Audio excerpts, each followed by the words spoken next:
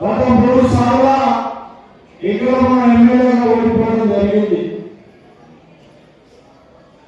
మరి ఓడిపోయినా కూడా పార్టీ ఇక్కడ బలంగా ఉంది.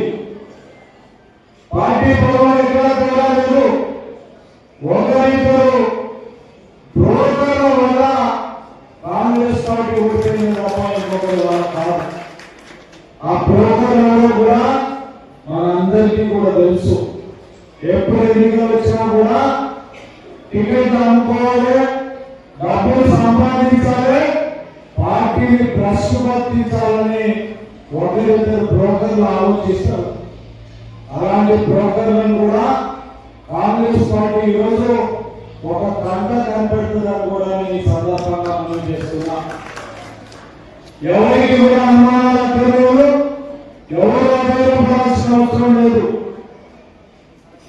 ప్రతి గెలిచే వ్యక్తికి టికెట్ ఇప్పించే బాధ్యత నేను ప్రజలందరూ కూడా తీసుకుంటామని కూడా నేను ఈ సందర్భంగా మనం చేస్తున్నా.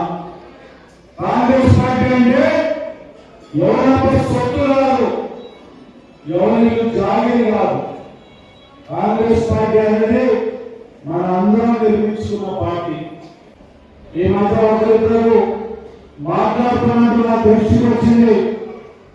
పైసలు ఇస్తేనే టికెట్ ఇస్తాం, నేనే టికెట్ ఇస్తా, మేమే టికెట్ ఇస్తాం. ఎవరు కూడా అలాంటి మాటల్ని నమ్మకండి.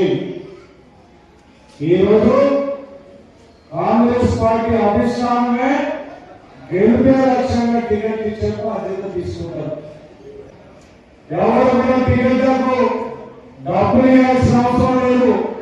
ఎవరైనా డబ్బులు అడుగుతూ కూడా బట్టలు కూడా పీకి కొడతామని కూడా నేను ఈ సందర్భంగా చెప్తున్నాను.